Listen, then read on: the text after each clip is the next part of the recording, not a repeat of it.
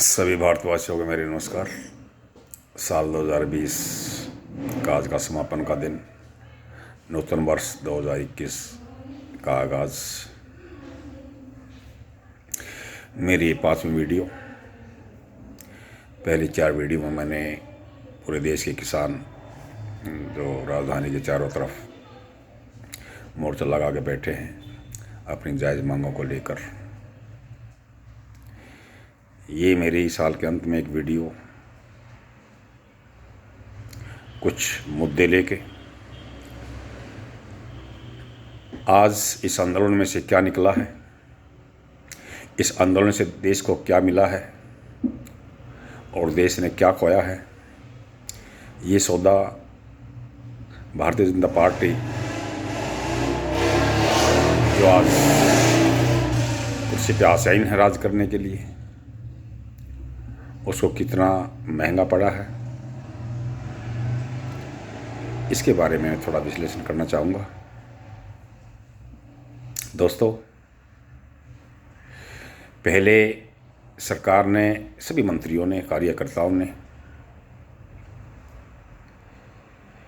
एक मुहिम चलाई कि इस आंदोलन को बदनाम कर दो कि केवल कुछ गिने चुने लोग दूसरे राजनीतिक पार्टियों के बहकावे में यहाँ पे सड़कों पे बैठे हुए हैं।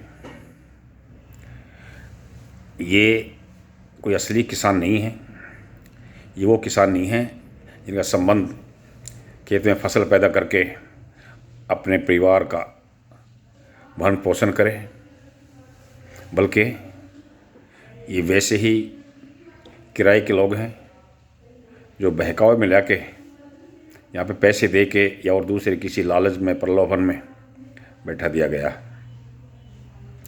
जब मैंने देखा कि किस तरह से दिल्ली के चारों तरफ मजबूत मोर्चे लगा के लाखों की संख्या में सभी प्रदेशों से जितने भी एंट्री के रोड्स हैं, जीटी रोड जी, आपका NH8 है, NH10 है, NH2 है, आपका राजस्थान से, हरियाणा से, पंजाब से, उत्तर प्रदेश से, उत्तराखंड से, जहाँ कहीं से भी दिल्ली में एंट्री बनती है, सभी पे नाकेबंदी की। आने जाने वाले लोगों को समस्याएं हुई, दिल्ली में सप्लाई ठप हुई। आज की ये ठंड, तापमान न्यूनतम 3 डिग्री 4 डिग्री सेंटीग्रेड, इसमें लोगों के लिए घर में अंदर रहना बहुत बड़ी मुश्किल है। ऐसी ठंड में ये बेचारे बिना किसी शेल्टर के, बिना किसी छत के, खुली आसमान के नीचे इस धरती माँ के ऊपर अपना बिस्तर लगा के अपनी रात गुजारते हैं। तरह तरह की बीमारियों के भी शिकार हैं, बिल्कुल इनहाइजीनिक कंडीशंस में रहते हैं। लगभग 55 किसानों की आज तक इस आंदोलन में मौत हो चुकी है। तो लगा है कल की मीटिंग में जो केंद्रीय मंत्रियों और किसान नेताओं के बीच में लगभग जो मैराथन 4-5 घंटे की जो बैठक चली, उसमें कुंभकर्ण नींद कुछ हद तक इस सरकार की ख़त्म हुई है। अब उसको लगा कि ये किराए के या बहकाए हुए, फुसलाए हुए किसान नहीं है, ये वो धरती पुत्र हैं जो देश के लोगों का पेट अपने पैदा किए हुए अनाज से भरते हैं। दोस्तों, कितने सारे इनपुट्स अगर हम देखें, कल एक आर्मी के एक जवान का मैंने वीडियो देखा। ये इस वीडियो में उसने जिस तरह से अपनी दिल के दर्द इस वीडियो के माध्यम से देश के प्रधानमंत्री नरेंद्र मोदी के सामने रखी, तथ्यों के साथ। कि 20 दिन पहले मैं चाइना बॉर्डर पे ड्रेस में तैनात था, उस टाइम मैं देशभक्त था। आज मेरे चाचा, ताऊ, भाई जो एक किसानी के काम से जुड़े हुए हैं, उनके समर्थन में दिल्ली के बॉर्डर पे आ गया तो मैं देशद्रोही बन गया हूँ, अलगाववादी बन गया हूँ, खालिस्तानी बन गया हूँ। ठीक पूछा उसने कि जब किसी जवान के घर में कोई डिस्टर्बेंस होती है तो दिल से नौकरी नहीं कर पाता, और आज नरेंद्र मोदी ने इन किसानों के घर में आग लगा दी है।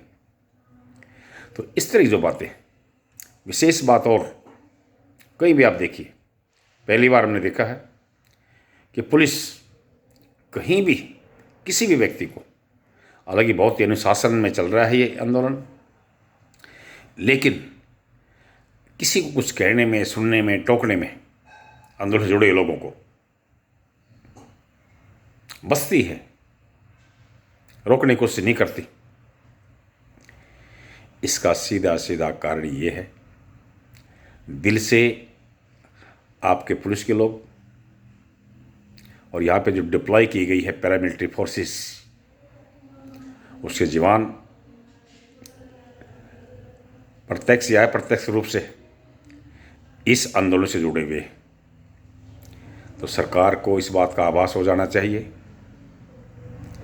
कि कभी ऐसा ना हो कि सरकार इन बैठे शांतिप्रिय किसानों से कोई छेड़खानी करने की कोशिश करे और देश में विद्रोह हो जाए। ये पुलिस सरकार का साथ ही ना दे, अपनी ड्रेस को उतार के और अपने जो परिवार के जुड़े हुए जो लोग जिस सत्याग्रह में लगे हुए हैं उनके साथ मिल जाए। पहली बार ऐसा दिखाई दे रहा है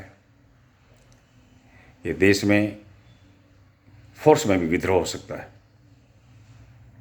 तो मेरी निवेदन है उन वार्ताकारों से जो 5 तारीख की मीटिंग शेड्यूल की है, खुले दिल से, खुले दिमाग से, ईमानदारी से बात सुने और कहें, किसानों की जायज़ बातों को माने। कोई बात नाजायज़ लगती है तो किसानों को समझाने की कोशिश करें। और होमवर्क करके जाते हैं किसान, उनको, वो बहुत इंटेलिजेंट लोग हैं, लंबे समय से आंदोलन से जुड़े हुए हैं, सभी तथ्य जो उनको मालूम है वो उसने ऑन ग्राउंड देखा हुआ है, प्रैक्टिकली ज्ञान है। लेकिन सामने टेबल पर बैठने वाले जो अधिकारी और राजनीतिक लोग हैं, जो कृषि मंत्री है, जो रेल मंत्री पीयूष गोयल जी हैं, वो बताए हुए उन तथ्यों को एक्सप्लेन कर पाते हैं, किताबों में पढ़ के आते हैं। ये थोड़ा फ़र्क है, वो भी इन तथ्यों से जुड़े। जरा कल की मीटिंग में एक और निष्कर्ष मैं जरा इस बात को भी थोड़ा जोर देकर कहना चाहूँगा। मुख्य जो 3 जो काले कानून इन्होंने बनाए थे, उन पर हट लगा के बैठी हुई सरकार कि इनको वापस नहीं लिया जाएगा। छोटी मोटी बात थी, वो पराली जलाने में केस दर्ज होने की बात थी, या बिजली का अधिनियम उसको वापस करने की बात है, या MSP की बात है, पर लिख के देने की बात थी, उस पर कानून बनाने की सोचने की बात है सरकार की। यानी इस तरह से मेन जो टॉपिक का जो ड्राफ्ट का जो पोटेंशियल है, जो कंटेंट है, उसको छोटी छोटी बातों पर डाइवर्ट करने की कोशिश करते हैं। लेकिन ये भूल ही है सरकार की। सरकार को इन सब बातों को मान लेना चाहिए। एक तरफ हाल ऐसा है, नरेंद्र मोदी जी कहते हैं कि आप एक टूटे फूटे छप्पर के नीचे अपना बसेरा कर रहे हैं, मैं इसको हटा कर आपको आसमान के चांद और तारे दिखाना चाहता हूँ। किसान बेचारा कहता है इस छप्पर से ही मेरा गर्मी, सर्दी और बारिश से बचाव होता है, हमें आसमान के तारे नहीं देखने हैं, हमें इसी में रहने दो, इसी में खुश है। दूसरी तरफ एक ऐसा हाल है इन कानूनों का, इनको देने का, किसी डॉक्टर की पेशेंट को कहता है तो बिल्कुल ठीक ठाक है, आप बीमार हैं, आप ये दवा लीजिए, आपका ये ऑपरेशन होगा, ये इंजेक्शन लगेगा, इससे आपकी सेहत बनेगी, इसको ये फ़ायदा होगा। और वो पेशेंट कहता है कि मैं बिल्कुल ठीक हूँ, मुझे किसी प्रकार के किसी इलाज की ज़रूरत नहीं है। तो ये इस तरह के जो कानून जो बनाए जा रहे हैं, ये बिल्कुल दोनों जो मैंने आपको उदाहरण दिए इन तथ्यों से मिलते जुलते हैं। तो मेरा इस वीडियो के माध्यम से निवेदन है सभी श्रोताओं से कि इस तरह से हट और ज़िद जो किसानों से लगा के बैठे हुए हैं, इससे बाहर निकले, इनकी जायज़ बातों को माने और कोशिश करें कि ये बेचारे वृद्ध आदमी, औरत भी हैं, बच्चे भी हैं, जो रोज़ाना इस ठंड का मुकाबला करते हुए दम तोड़ रहे हैं, इनको मनाया जाए, इस सत्याग्रह से उठाया जाए और देश में शांति का संदेश है। इसके साथ मैं अपनी वाणी को विराम देता हूँ। बाकी अगली वीडियो के लिए धन्यवाद। जय जवान, जय किसान।